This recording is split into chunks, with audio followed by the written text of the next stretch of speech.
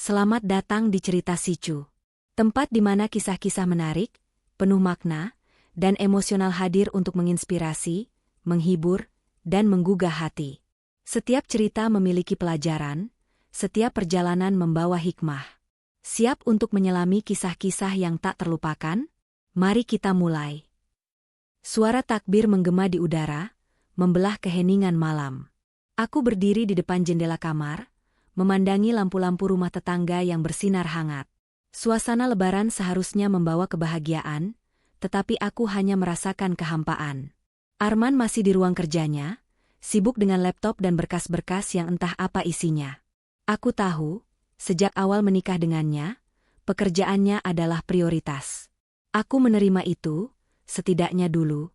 Namun, seiring waktu, aku mulai merasa seperti bagian dari rumah ini yang tak lebih dari sebuah perabotan. Ada, tapi tidak diperhatikan. Aku berjalan ke cermin, menatap wajahku sendiri. Waktu telah mengubah banyak hal. Dulu, aku adalah perempuan yang dipuja, yang diinginkan. Sekarang, aku hanya istri yang ditinggalkan suaminya, meskipun dia masih berada dalam rumah yang sama. Nadira, tolong buatkan kopi. Suara Arman terdengar dari ruang kerja. Aku menghela napas. Bahkan di malam takbiran, tidak ada kalimat lembut atau sekadar perhatian kecil darinya. Aku melangkah ke dapur, menyiapkan kopi hitam tanpa gula, favoritnya. Saat aku membawa cangkir itu ke ruang kerjanya, Arman masih sibuk mengetik. Dia hanya melirik sekilas sebelum kembali fokus ke layar. "Terima kasih," katanya singkat. Aku berdiri di sana beberapa detik, berharap dia akan menoleh, berkata sesuatu, mungkin mengajakku duduk sebentar. Tapi tidak ada. Aku tahu, aku tidak bisa berharap banyak. Kulepaskan napas perlahan, lalu keluar dari ruangan itu. Suara TV di ruang tamu menarik perhatianku. Di sana, duduk seorang pria yang baru saja tiba sore tadi, Raffi. Keponakan Arman ini sudah lama tidak berkunjung.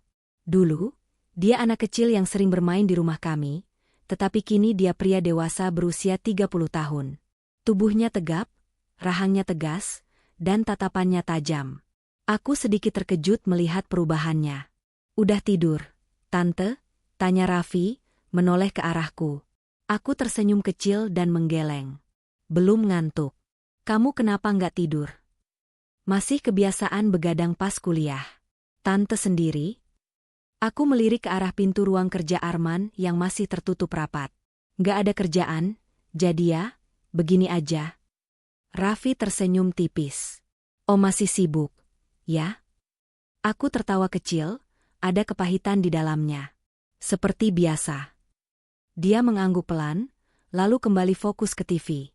Aku duduk di sofa, merasakan keheningan yang aneh. Sudah lama sekali aku tidak berbicara dengan seseorang tanpa merasa diabaikan. Aku memperhatikannya dari sudut mata. Raffi yang dulu kecil dan manja, kini sudah menjadi pria dewasa yang menarik. Ada sesuatu dalam caranya memandang, cara dia berbicara, yang membuatku sadar bahwa waktu benar-benar telah berlalu. Kami berbincang sebentar, percakapan ringan yang entah kenapa terasa menyenangkan. Aku lupa kapan terakhir kali aku tertawa tulus seperti ini. Malam semakin larut. Aku bangkit dari sofa. "Aku masuk kamar dulu, ya?" Raffi mengangguk. "Selamat malam, Tante." Aku tersenyum, lalu melangkah ke kamar. Tapi sebelum menutup pintu, aku sempat melihat sekilas. Dia masih memandang ke arahku. Ada sesuatu dalam sorot matanya yang sulit aku pahami. Aku mengabaikannya dan berbaring di tempat tidur. Tapi anehnya, malam ini terasa berbeda. Seperti ada sesuatu yang mulai berubah di dalam diriku. Sesuatu yang seharusnya tidak ada. Pagi itu, suara takbir masih menggema di udara. Aroma ketupat dan opor ayam memenuhi rumah, mengingatkanku pada hari-hari lebaran yang dulu terasa hangat. Aku berdiri di dapur, mengaduk kuah santan dengan sendok kayu, berusaha menyibukkan diri meskipun hatiku terasa kosong. Arman sudah bangun lebih awal, tapi bukan untuk menikmati momen lebaran bersamaku. Dia langsung duduk di meja makan dengan laptop terbuka di depannya. Sesekali, dia berbicara di telepon dengan nada serius, membahas pengiriman barang yang katanya harus segera dikonfirmasi. Aku menghela napas. Hari yang seharusnya menjadi hari keluarga malah terasa sama seperti hari-hari biasa. Aku menata hidangan di meja makan dengan teliti, berharap setidaknya saat sarapan, kami bisa duduk bersama. Tapi harapanku pupus begitu melihat Arman masih terpaku pada layar laptopnya, sama sekali tidak menunjukkan niat untuk berhenti bekerja. Arman, panggilku, berusaha terdengar lembut. Sarapan dulu, nanti keburu dingin. Sebentar, jawabnya tanpa menoleh. Aku menunggu beberapa menit, tapi dia tetap sibuk dengan pekerjaannya. Raffi muncul dari kamarnya, mengenakan kemeja putih bersih dengan lengan yang digulung hingga siku. Dia terlihat segar, berbeda dengan suamiku yang bahkan belum mengganti pakaian tidurnya. "Tante udah siapin semuanya?" tanya Raffi sambil tersenyum. Aku tersenyum tipis. "Iya, ayo sarapan." Dia menarik kursi dan duduk di seberangku, melirik ke arah Arman yang masih sibuk. "Om gak makan?" Aku menggeleng kecil. Dia masih kerja. Raffi menghela napas pelan, lalu mengambil piring dan mulai menyendokkan makanan ke dalamnya. "Dulu waktu kecil aku sering kesini pas lebaran. Om selalu nemenin aku main di halaman.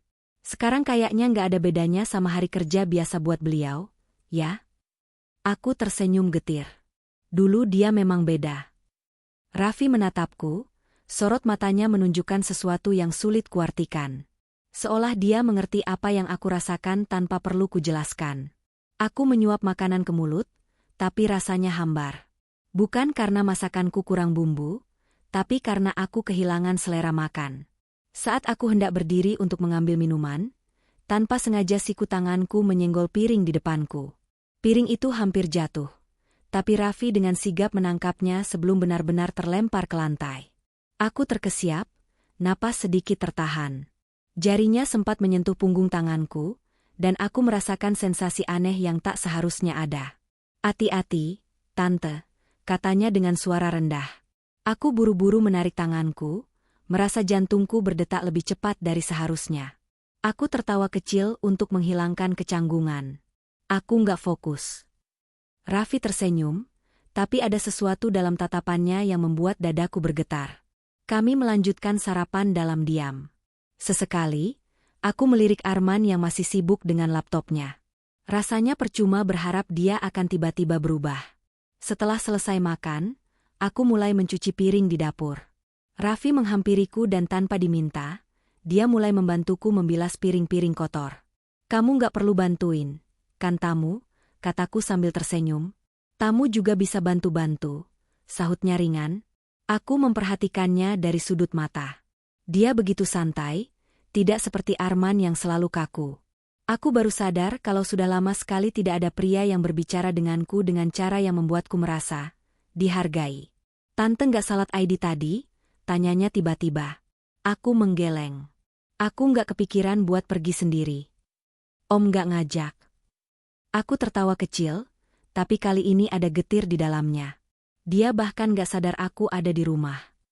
Raffi terdiam sejenak, lalu berkata pelan, "Kalau aku jadi om, aku pasti nggak bakal nyanyain Tante." Aku membeku sejenak. Kata-kata itu begitu sederhana, tapi ada sesuatu di dalamnya yang mengguncangku. Aku menoleh ke arahnya, dan saat mata kami bertemu, ada sesuatu yang tak terucapkan di antara kami. Aku buru-buru mengalihkan pandangan, merasa pipiku memanas. "Raffi, nanti siang mau kemana?" tanyaku, mencoba mengubah topik. Dia masih menatapku beberapa detik sebelum akhirnya tersenyum. "Kayaknya di rumah aja." "Tante juga?" Aku mengangguk. "Iya, aku juga di rumah aja." Dia mengangguk pelan, lalu kembali membilas piring tanpa berkata apa-apa. Tapi aku tahu, ada sesuatu yang baru saja berubah di antara kami. Sesuatu yang belum bisa aku pahami sepenuhnya, tapi cukup kuat untuk membuatku merasa hidup kembali. Dan aku sadar, ini baru permulaan. Suasana lebaran masih terasa di luar sana. Anak-anak kecil berlarian di halaman rumah tetangga, suara tawa dan sapaan sanak saudara terdengar di kejauhan. Namun, di dalam rumah ini, ada sesuatu yang terasa berbeda. Sesuatu yang pelan-pelan tumbuh tanpa bisa dicegah. Aku sibuk di dapur, menyusun piring-piring bekas makan siang ke dalam wastafel. Tamu sudah mulai berkurang, hanya tinggal beberapa saudara yang masih bercengkerama di ruang tamu. Aku menikmati kesibukan ini, lebih baik dibandingkan duduk sendirian tanpa seseorang yang benar-benar memerhatikanku. Suara langkah kaki terdengar mendekat, lalu Raffi berdiri di sampingku. Aku melirik sekilas, kemejanya kini sedikit kusut. Lengan yang digulung hingga siku memperlihatkan lengannya yang kokoh. Aku bantuin, Tante, katanya dengan suara yang terdengar begitu dekat. Aku tersenyum tipis. Kamu nggak perlu repot-repot. Tapi aku mau, sahutnya ringan. Tanpa menunggu izinku, dia mengambil piring kotor dan mulai membilasnya di bawah aliran air. Aku diam sejenak, memperhatikannya. Caranya bekerja begitu cekatan, berbeda dengan kebanyakan pria yang cenderung enggan mengotori tangan mereka di dapur. Sejak kapan kamu suka cuci piring? Tanyaku, mencoba mencairkan suasana. Raffi terkekeh, suara tawanya dalam. Sejak kuliah. Hidup sendiri di kosan bikin aku harus mandiri. Aku mengangguk pelan. Berarti kamu sudah terbiasa? Kalau udah biasa, berarti aku nggak mungkin canggung begini, ujarnya sambil tertawa kecil. Aku baru menyadari dia sedikit kesulitan menata piring-piring di rak atas. Spontan, aku mengangkat tangan untuk membantunya. Namun, di saat yang bersamaan, dia juga menggerakkan tangannya ke arah yang sama. Jemari kami bersentuhan. Aku membeku sejenak. Sentuhan itu terasa ringan, nyaris tak disengaja, tapi ada sesuatu dalam kehangatan kulitnya yang membuatku sulit berpaling. Aku menarik tangan dengan cepat, mencoba mengabaikan perasaan aneh yang tiba-tiba muncul. Namun, Raffi tidak bereaksi berlebihan. Dia hanya tersenyum kecil, seolah memahami sesuatu yang bahkan aku sendiri tak bisa jelaskan. Aku mencoba fokus kembali pada pekerjaanku. Namun, pikiranku terusik. Beberapa hari ini, ada sesuatu yang berubah dalam caraku memandangnya. Dulu, Raffi hanyalah keponakan Arman yang masih kuanggap anak kecil. Tapi sekarang, dia berdiri di hadapanku sebagai seorang pria yang berbeda dari suamiku dalam banyak hal. Tanpa sadar, mataku mulai menangkap hal-hal kecil darinya. Cara dia tertawa, bagaimana bahunya bergerak saat bekerja, bagaimana tatapannya seringkali terasa lebih intens dari yang seharusnya. Aku menggeleng pelan, mencoba menepis pikiran itu. Kalau Tante nggak sibuk, nanti sore kita bisa jalan-jalan sebentar, ujar Raffi tiba-tiba. Aku menoleh, agak terkejut. Kemana? Keluar aja, cari udara segar, katanya santai. Seharian di rumah terus pasti bosan, kan? Aku menoleh sekilas ke arah ruang kerja Arman yang masih tertutup rapat. Sejak tadi pagi, dia belum banyak berbicara denganku, seakan aku hanya bayangan di dalam rumah ini. Mungkin Raffi benar. Aku butuh udara segar. Aku butuh sesuatu yang bisa mengingatkanku bahwa aku masih ada, masih bernapas, masih bisa merasakan kebahagiaan kecil. Baiklah, jawabku akhirnya. Tapi jangan lama-lama. Raffi tersenyum, seakan tahu bahwa jawabanku bukan sekadar tentang pergi keluar rumah, tapi juga tentang membiarkan sesuatu yang baru tumbuh di dalam hatiku. Sesuatu yang belum bisa aku namai. Sore itu, udara terasa lebih hangat dari biasanya. Matahari mulai meredup di ufuk barat, meninggalkan semburat jingga di langit yang terbentang luas. Aku dan Raffi berjalan menyusuri jalan setapak di taman kecil tak jauh dari rumah, tempat yang biasanya sepi saat orang-orang sibuk berkumpul bersama keluarga di hari raya. Aku tidak tahu kenapa aku menerima ajakannya begitu saja. Mungkin karena aku memang butuh udara segar. Mungkin juga karena ada sesuatu dalam dirinya yang membuatku ingin berada lebih lama di dekatnya. Kapan terakhir kali Tante keluar rumah buat sekadar menikmati suasana kayak gini? Tanya Raffi, memecah keheningan di antara kami. Aku berpikir sejenak, lalu tersenyum tipis. Mungkin sudah bertahun-tahun yang lalu. Raffi menoleh, menatapku dengan sorot mata yang sulit kuartikan. Sayang banget. Padahal, Tante pasti butuh waktu buat diri sendiri. Aku hanya tertawa kecil, menepis perasaan aneh yang mulai merayapi pikiranku. Tante sudah terbiasa. Kami terus berjalan, sesekali mengobrol ringan. Aku merasa aneh, seakan sedang berbincang dengan seseorang yang sudah lama mengenalku, bukan sekadar seorang keponakan dari suamiku. Lalu, tanpa kusadari, langkahku melambat saat kami tiba di sebuah bangku kayu yang menghadap ke kolam kecil di tengah taman. Aku duduk, merapikan helai rambut yang tertiup angin, Sementara Raffi tetap berdiri di sampingku, menatap air yang beriak pelan. Keheningan menyelimuti kami. Tapi keheningan ini bukan sekadar kosong. Ada sesuatu di dalamnya, sesuatu yang terasa seperti aliran listrik halus yang bergerak di antara kami. Aku bisa merasakan tatapannya. Aku tahu dia sedang memperhatikanku. Aku mencoba mengabaikannya, berpura-pura menikmati pemandangan. Tapi pada akhirnya, aku menyerah pada rasa penasaran dan menoleh ke arahnya. Saat mata kami bertemu, waktu seakan berhenti. Tatapan Raffi bukan tatapan keponakan kepada seorang tante. Bukan pula sekadar perhatian kasual. Ada sesuatu yang lebih dalam, lebih berbahaya, dan lebih menggoda di sana. Dan yang lebih mengejutkan, aku tidak berpaling. Jantungku berdetak lebih cepat. Aku sadar, ada batas yang mulai memudar di antara kami. Sejak sore itu, segalanya berubah tanpa aku sadari. Aku mulai lebih memerhatikan diriku sendiri. Memilih pakaian yang lebih manis, menyisir rambut dengan lebih hati-hati, bahkan memoleskan sedikit lipstik setiap pagi. Semua itu kulakukan tanpa alasan yang jelas. Atau setidaknya, aku berpura-pura tidak ingin mencari tahu alasannya. Namun, aku tidak bisa mengabaikan cara Raffi menatapku setelahnya. Tatapan itu tidak lagi sebatas kekaguman. Ada sesuatu yang lebih dari itu. Seperti pagi ini, saat aku sedang menyusun gelas di dapur. Aku merasa ada seseorang di belakangku sebelum aku sempat menoleh. Tante selalu kelihatan cantik. Suara Raffi terdengar rendah, hampir seperti bisikan. Aku menahan napas sejenak, lalu berbalik perlahan. Dia berdiri terlalu dekat. Jarak ini, seharusnya tidak ada. Aku ingin melangkah mundur, tapi entah kenapa kakiku tetap terpaku di tempat. Aku tersenyum kecil, mencoba meredakan ketegangan. Kamu bisa aja. Tante pikir aku bercanda. Raffi mengangkat sebelah alisnya, senyum tipis masih tergantung di bibirnya. Aku tidak menjawab. Aku hanya bisa menatapnya, merasakan sesuatu yang berbahaya menyusup perlahan di antara keheningan kami. Lalu, saat aku hendak melangkah pergi, aku merasakan sesuatu, sentuhan ringan di punggung tanganku. Bukan tidak sengaja. Bukan kebetulan. Sentuhan itu disengaja. Aku bisa merasakannya.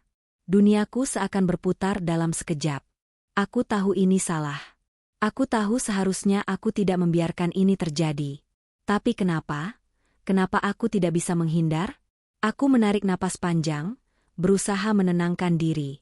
Lalu, dengan suara yang sedikit bergetar, aku berkata, kita nggak boleh kayak gini, Raffi.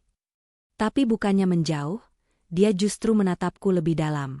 Lalu kenapa kita masih di sini? Aku tidak punya jawaban. Aku hanya tahu satu hal. Batas yang seharusnya ada di antara kami mulai kabur, dan aku tidak yakin apakah aku masih ingin menemukannya kembali. Malam itu, rumah terasa lebih sunyi dari biasanya. Arman belum pulang, seperti yang sudah kuduga. Beberapa hari terakhir, dia lebih sering menghabiskan waktu di kantor, bahkan di hari raya. Aku tidak lagi mencoba menghubunginya. Aku sudah tahu jawabannya, aku sibuk, jangan tunggu aku. Aku duduk di sofa ruang tamu, hanya ditemani lampu temaram yang menciptakan bayangan samar di dinding. Suasana yang seharusnya membuatku merasa tenang, tapi malam ini, ada sesuatu yang menggelayut di udara. Raffi duduk di seberangku, bersandar santai dengan satu tangan di sandaran sofa. Dia tidak banyak bicara sejak makan malam tadi. Aku pun demikian. Tapi aku bisa merasakan sesuatu yang tidak biasa dalam diamnya. Kau kelihatan murung, Tante. Suaranya akhirnya memecah keheningan. Aku tersenyum kecil, menyesap teh yang mulai mendingin di tanganku. Aku baik-baik saja. Benarkah?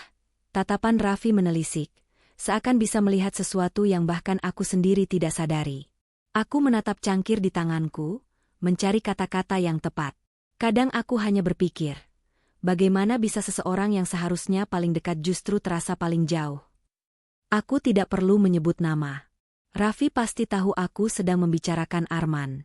Dia terdiam sejenak, lalu menghela napas. Tante tidak seharusnya merasa seperti itu. Aku mengangkat wajah, menatapnya. Hidup tidak selalu seperti yang kita inginkan, Raffi. Dia menggeser posisinya, kini duduk lebih tegak, memperpendek jarak di antara kami. Tapi tante tidak seharusnya sendirian. Aku ingin menanggapi, ingin menyangkal. Tapi kata-kata itu seperti terhenti di tenggorokanku. Dari dulu, aku selalu mengagumi tante. Suara Raffi lebih rendah dari sebelumnya, seakan dia berbicara langsung ke dalam hatiku. Tante selalu terlihat begitu anggun, begitu tenang, tapi aku tahu, di balik semua itu, ada kesepian yang tidak pernah tante tunjukkan. Jantungku berdegup lebih cepat. Aku seharusnya menghentikannya. Aku seharusnya mengatakan sesuatu yang bisa mengembalikan batas di antara kami. Tapi aku tidak bisa. Aku hanya bisa menatapnya. Tatapan yang seharusnya hanya berlangsung sesaat, tapi terus bertahan lebih lama dari yang seharusnya. Aku bisa melihat kilatan emosi di matanya. Keinginan, keraguan, dan sesuatu yang lain, sesuatu yang berbahaya. Aku merasa tubuhku kaku saat dia mengulurkan tangan, jemarinya menyentuh punggung tanganku dengan lembut. Sentuhan itu ringan, hampir seperti sebuah pertanyaan yang menunggu jawaban. Aku tahu aku seharusnya menarik tanganku, tapi aku tidak melakukannya. Sebuah bisikan dalam hatiku menahanku di tempat. Raffi, aku mencoba mengatakan sesuatu, mencoba menghentikan apa yang sedang terjadi. Tapi dia sudah lebih dekat. Aku bisa merasakan napasnya di kulitku. Bisa melihat setiap detail ekspresi di wajahnya. Dan dalam satu momen yang terasa seperti selamanya, bibirnya menyentuh bibirku. Sebuah ciuman yang seharusnya tidak terjadi. Tapi terjadi. Aku seharusnya mendorongnya. Aku seharusnya melangkah pergi. Tapi alih-alih menjauh, aku justru membalasnya. Membiarkan diriku larut dalam sesuatu yang sudah terlalu lama kupendam, sesuatu yang selama ini berusaha kutolak. Saat aku akhirnya menarik diri, napasku tidak beraturan. Aku menatapnya, terkejut bukan hanya pada apa yang baru saja terjadi, tapi juga pada diriku sendiri. Apa yang kita lakukan, ini salah. Suaraku bergetar, tapi aku tahu, dalam hati, aku tidak yakin apakah aku benar-benar ingin menghentikannya. Dan saat Raffi menatapku lagi, aku menyadari satu hal, tidak ada jalan untuk kembali. Garis itu sudah dilanggar. Dan aku tidak tahu apakah aku ingin menemukannya kembali. Sejak malam itu, semuanya berubah. Aku berusaha meyakinkan diriku sendiri bahwa itu hanya sebuah kesalahan. Bahwa aku hanya terbawa suasana. Bahwa aku bisa melupakannya dan kembali menjalani hari-hari seperti biasa. Tapi nyatanya, semakin aku berusaha menjauh, semakin aku merasa terperangkap. Aku mulai merasa cemas setiap kali Raffi ada di dekatku. Bukan karena aku takut dia akan melakukan sesuatu, tapi karena aku takut pada diriku sendiri. Takut bahwa aku tidak akan bisa menolak jika semuanya terulang lagi. Dan yang lebih buruk, aku mulai menantikannya. Setiap langkahnya terasa seperti bayangan yang mengikuti kemanapun aku pergi. Setiap tatapannya seakan membakar kulitku. Aku berusaha tidak menanggapinya, berusaha menghindar, tapi ada sesuatu yang lebih kuat daripada logika yang terus menarikku kembali.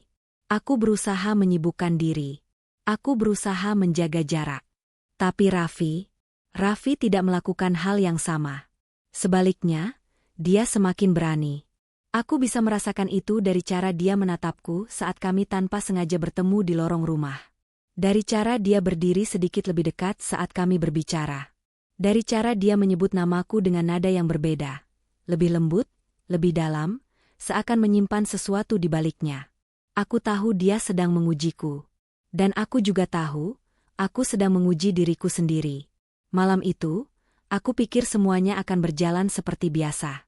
Arman akhirnya pulang lebih awal setelah berhari-hari sibuk di kantor. Aku berharap kehadirannya bisa membuatku merasa lebih tenang, bisa mengingatkanku pada siapa diriku yang sebenarnya. Tapi aku salah. Saat makan malam, dia lebih banyak menatap ponselnya daripada menatapku. Obrolan kami tidak lebih dari percakapan formal yang kosong. Tidak ada kehangatan, tidak ada perhatian. Saat aku berbicara, dia hanya mengangguk tanpa benar-benar mendengarkan.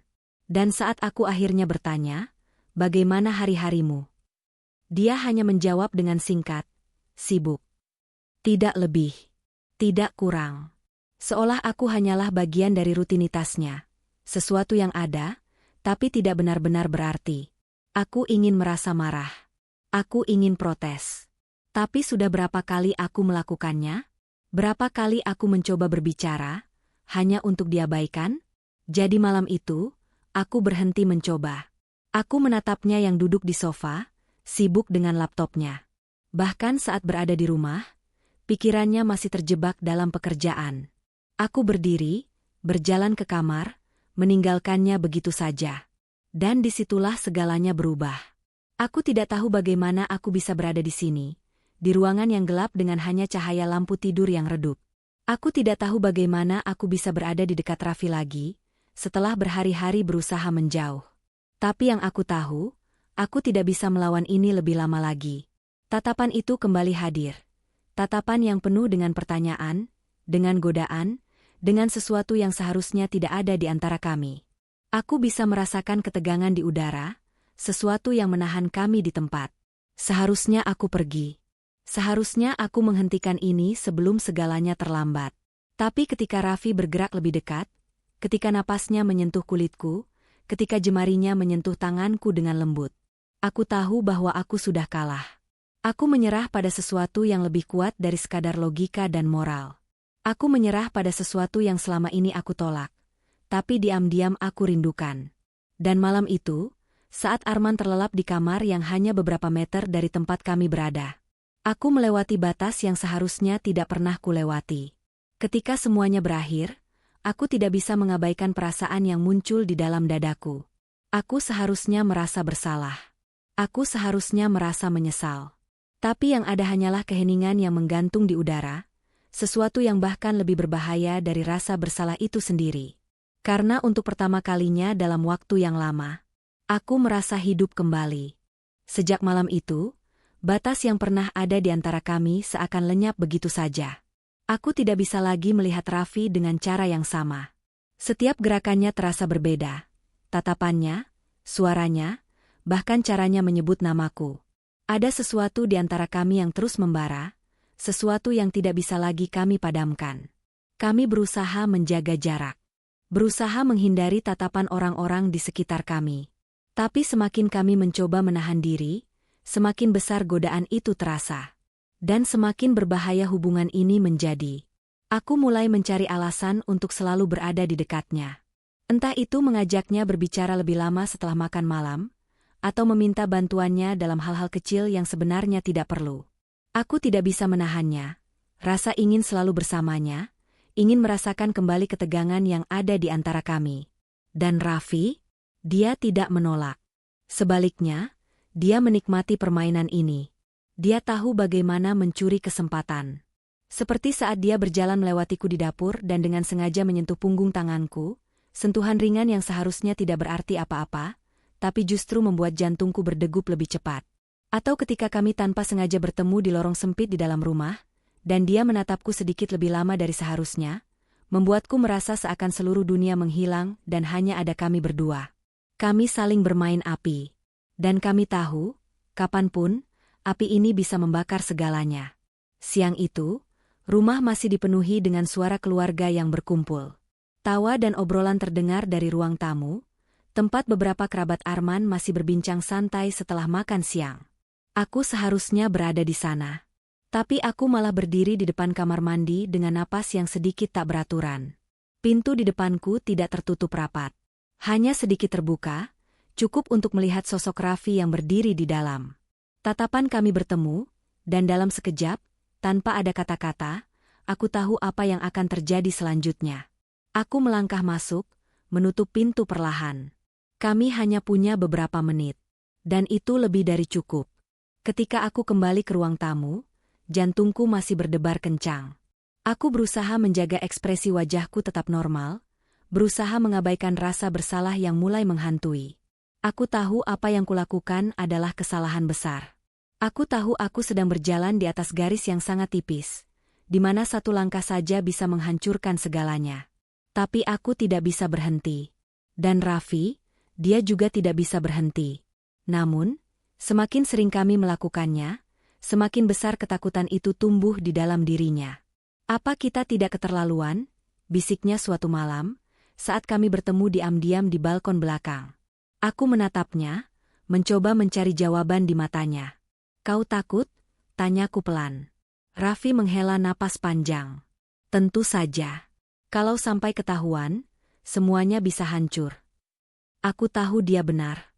Tapi aku tidak ingin mendengar itu. Aku tidak bisa mundur sekarang. Raffi, suaraku hampir seperti bisikan.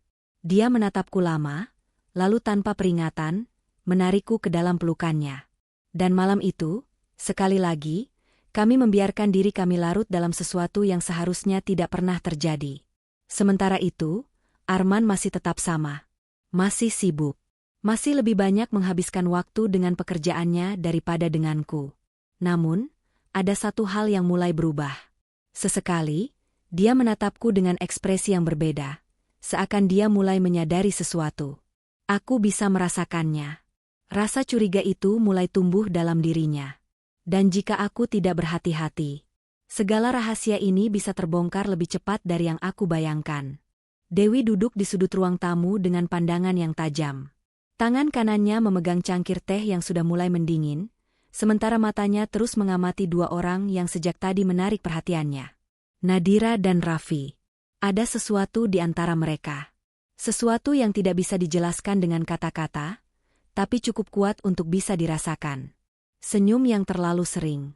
Tatapan yang terlalu lama. Gerakan tubuh yang seakan saling mencari tanpa disadari. Dewi mengamati semuanya dengan diam. Sebagai seorang ibu, instingnya selalu tajam. Dan kali ini, ada sesuatu yang mengusik hatinya. Aku bisa merasakan tatapan Dewi dari seberang ruangan. Aku berusaha mengabaikannya, berusaha tetap bersikap seperti biasa, tapi ada sesuatu dalam sorot matanya yang membuatku tidak tenang. Seolah dia tahu. Seolah dia bisa melihat sesuatu yang seharusnya tidak terlihat. Aku melirik Raffi sekilas, mencoba menangkap ekspresinya. Dia tampak tenang. Tapi aku bisa melihat ketegangan di rahangnya, cara dia berusaha untuk tidak terlalu banyak menatapku. Dia juga menyadarinya. Kami dalam bahaya. Malam itu, aku berdiri di dapur, mencuci piring sambil mencoba mengendalikan pikiranku yang kacau. Pintu geser terbuka, dan aku menoleh. Dewi berdiri di ambang pintu, menatapku dengan ekspresi yang sulit ditebak. Aku mencoba tersenyum. Ada yang bisa kubantu, Dew?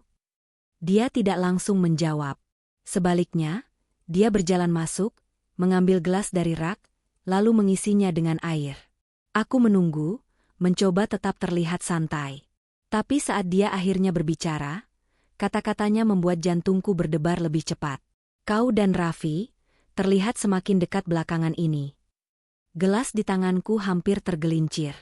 Aku menoleh dengan cepat, mencoba menangkap ekspresi di wajahnya. Dia tidak tersenyum. Tidak ada nada bercanda dalam suaranya. Aku menelan ludah. Dia keponakanku. Tentu kami dekat. Dewi mengangguk pelan, tapi sorot matanya tidak berubah. Tentu saja. Hanya saja, ada sesuatu yang terasa berbeda. Aku merasakan udara di ruangan ini semakin berat. Apa maksudmu? Tanyaku, berusaha terdengar tenang. Dewi menatapku lama, lalu menggeleng. Aku tidak tahu. Mungkin hanya perasaanku saja.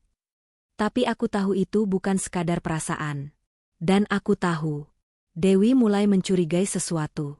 Raffi datang ke kamarku malam itu. Aku hampir menutup pintu, tapi dia menahannya. Ada yang salah, bisiknya. Aku menarik napas dalam. Aku tahu. Dewi melihat sesuatu. Aku menatapnya tajam. Aku juga bisa merasakannya. Raffi mengusap wajahnya dengan frustrasi. Kita harus lebih berhati-hati. Aku mengangguk. Tapi di dalam hati, aku tahu. Kami sudah terlalu jauh untuk mundur sekarang. Dan pertanyaannya bukan lagi apakah kami bisa menyembunyikan ini selamanya. Tapi kapan semuanya akan terbongkar. Malam itu, rumah sudah sunyi. Sebagian besar keluarga sudah tidur, termasuk Arman yang kelelahan setelah seharian bekerja dan berkumpul dengan sanak saudara.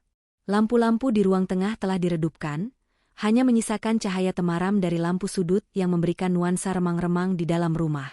Aku berdiri di dapur, tangan gemetar saat menuangkan air ke dalam gelas. Dada ini masih naik turun, napasku belum stabil. Raffi baru saja pergi dari sini beberapa menit yang lalu. Aku bisa merasakan jejak kehadirannya yang masih tertinggal, aroma tubuhnya yang samar di udara, kehangatan yang masih melekat di kulitku. Kami terlalu gegabah, terlalu ceroboh. Dan hampir saja segalanya berakhir dalam sekejap. Semuanya terjadi begitu cepat. Aku dan Raffi berada di dapur, lampu sudah dimatikan agar tidak menarik perhatian. Aku tidak tahu siapa yang memulainya lebih dulu. Entah aku yang menariknya lebih dekat atau dia yang membiarkanku tenggelam dalam godaan. Aku bisa merasakan napasnya di kulitku, hangat dan berbahaya. Tangan Raffi menyentuh pinggangku, meremas lembut seakan ingin memastikan aku benar-benar ada di sana. Kami berdua tahu ini gila, tapi kami tidak bisa berhenti. Hingga suara langkah kaki di lantai kayu terdengar dari arah lorong.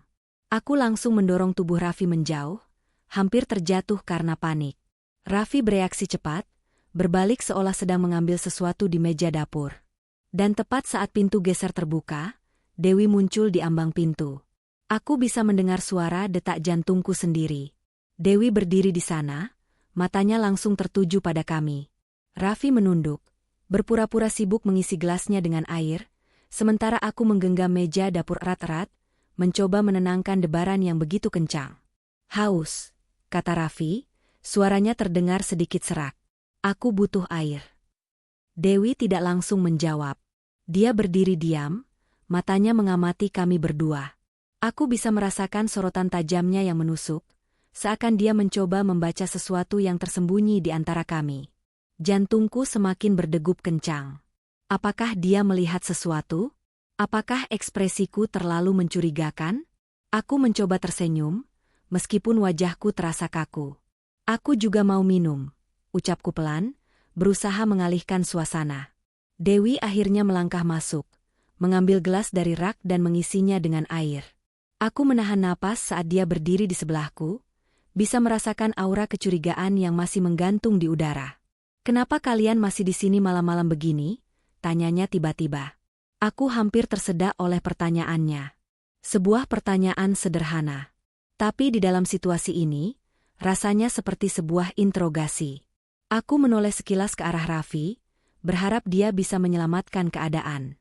"Kepanasan," jawab Raffi santai. "Aku nggak bisa tidur." Dewi mengangkat alis, menatapnya lebih lama dari yang seharusnya. "Begitu, ya?" Aku bisa merasakan ketegangannya. Aku bisa merasakan Dewi sedang mengamati sesuatu. Aku ingin segera pergi dari sini. Setelah beberapa detik yang terasa seperti selamanya, Dewi akhirnya menghela napas, lalu mengambil gelasnya dan berbalik. "Jangan tidur terlalu larut," katanya sebelum meninggalkan kami.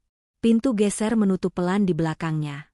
Dan aku akhirnya menghembuskan napas panjang, menyadari bahwa tubuhku sedikit gemetar. Aku menoleh ke Raffi, yang masih berdiri di tempatnya, tampak tegang. "Kita nggak bisa terus seperti ini," gumamku nyaris tanpa suara. Dia menatapku dalam, tapi tidak mengatakan apa-apa. Karena kami berdua tahu, kami sudah terlalu dalam. Dan jika kami tidak berhati-hati, segalanya bisa berakhir dalam sekejap. Aku duduk di meja rias, menatap bayanganku sendiri di cermin. Di sana ada wajah yang sama. Wajah seorang istri, seorang ibu rumah tangga, seorang perempuan yang seharusnya setia pada suaminya. Tapi aku tahu lebih baik daripada siapapun. Aku bukan lagi perempuan yang sama. Aku telah melewati batas yang seharusnya tidak pernah kulewati. Dan sekarang, aku harus hidup dengan dosa itu. Setelah kejadian malam itu, aku mulai menjauh dari Raffi. Aku tidak lagi menatapnya terlalu lama. Tidak lagi membiarkan tubuh kami bersentuhan, bahkan sekadar bersentuhan tangan di meja makan. Aku berhenti menemuinya diam-diam. Aku berhenti mencari-cari alasan untuk berada di dekatnya. Setiap kali dia berada di ruangan yang sama denganku, aku memastikan ada orang lain di sana. Aku melakukan semua itu bukan hanya untuk menyelamatkan diri, tapi juga untuk melindunginya. Kami sudah terlalu jauh. Dan jika terus seperti ini, cepat atau lambat semuanya akan berantakan. Aku tidak bisa membiarkan itu terjadi. Raffi menyadari perubahan sikapku. Dia tidak lagi bersikap terlalu dekat denganku, tapi aku bisa merasakan tatapannya yang penuh pertanyaan setiap kali kami bertemu. Dia ingin tahu kenapa aku tiba-tiba menjauh. Dia ingin tahu apakah aku menyesal. Tapi aku tidak bisa memberinya jawaban. Karena sejujurnya, Aku sendiri pun tidak tahu. Aku hanya tahu bahwa ini satu-satunya cara agar semuanya tetap menjadi rahasia. Malam itu, Arman pulang lebih awal dari biasanya. Aku duduk di ruang keluarga, mencoba membaca majalah, tapi pikiranku melayang ke tempat lain. Saat dia masuk, aku menoleh, memaksakan senyum. "Sudah makan?" tanyaku, mencoba terdengar seperti istri yang peduli. Dia mengangguk, meletakkan tas kerjanya di meja. "Sudah. Kamu sendiri?" Aku mengangguk pelan. "Sudah dari tadi." Arman duduk di sebelahku, lalu menghela napas panjang. "Akhirnya lebaran selesai juga," katanya sambil bersandar. "Capek sekali." Aku hanya tersenyum kecil. Aku tahu dia capek. Aku tahu dia bekerja keras. Dan aku tahu, sebagai istri, aku seharusnya mengerti. Tapi aku juga tahu bahwa kesepian yang kurasakan selama ini adalah akibat dari semua itu. "Dewi bilang, Raffi mau pulang besok," ucap Arman tiba-tiba. Aku merasakan jantungku berdebar lebih cepat. "Besok? Dia sudah cukup lama di sini," lanjut Arman. "Harus kembali ke rumahnya, ke kehidupannya sendiri." Aku menggigit bibir. Kehidupannya sendiri. Sebuah kehidupan di mana aku tidak akan ada di dalamnya. Aku menunduk, menyembunyikan perasaanku. Ya, mungkin itu yang terbaik. Keesokan harinya, aku berdiri di teras, melihat Raffi memasukkan koper ke dalam bagasi mobilnya. Dewi berdiri di dekatnya, berbicara tentang sesuatu yang tidak benar-benar kudengar. Aku hanya memperhatikan sosoknya. Aku memperhatikan setiap gerakannya, setiap ekspresi di wajahnya. Aku tahu ini akan menjadi terakhir kalinya aku melihatnya dalam waktu yang lama. Raffi menutup bagasi, lalu menoleh ke arahku. Tatapan kami bertemu. Sekilas. Sebentar. Tapi dalam sekejap itu, aku bisa merasakan segalanya. Aku bisa merasakan semua yang tidak bisa kami ucapkan. Aku bisa merasakan semua yang harus kami kubur dalam-dalam. Dan sebelum aku bisa mengatakan apapun, Raffi sudah masuk ke dalam mobil, menyalakan mesin, dan pergi meninggalkan rumah ini. Meninggalkanku. Meninggalkan rahasia yang tak akan pernah terungkap. Aku berdiri di sana untuk waktu yang lama setelah mobilnya menghilang dari pandangan. Aku tidak tahu apa yang kurasakan. Aku tidak tahu apakah aku lega, atau justru merasa kosong. Yang ku tahu, semuanya telah berakhir. Dan sekarang, aku harus kembali ke hidupku. Kembali menjadi istri Arman. Kembali menjadi Nadira yang dulu. Atau setidaknya, berpura-pura menjadi seperti itu. Hari-hari berlalu seperti biasa. Aku kembali menjalani hidupku sebagai istri Arman, seperti tidak pernah terjadi apa-apa. Aku tetap memasak untuknya. Aku tetap menyambutnya pulang dengan senyum di wajahku. Aku tetap menjadi Nadira, perempuan yang selama ini dia kenal. Tapi jauh di dalam hatiku, aku tahu bahwa aku tidak akan pernah menjadi perempuan yang sama lagi. Aku tidak pernah mendengar kabar tentang Raffi lagi setelah kepergiannya. Dewi sesekali menyebut namanya dalam percakapan, menceritakan bagaimana dia kini sibuk mencari pekerjaan, bagaimana dia mulai merancang masa depannya sendiri. Aku hanya mengangguk dan tersenyum tipis setiap kali namanya disebut, berpura-pura bahwa semuanya baik-baik saja. Tapi di dalam hati, ada sesuatu yang terasa kosong. Raffi telah pergi, tapi jejaknya tetap ada. Jejak yang tidak bisa kuhapus, tidak peduli seberapa keras aku mencoba. Malam itu, aku berdiri di depan cermin, menatap bayanganku sendiri dalam diam.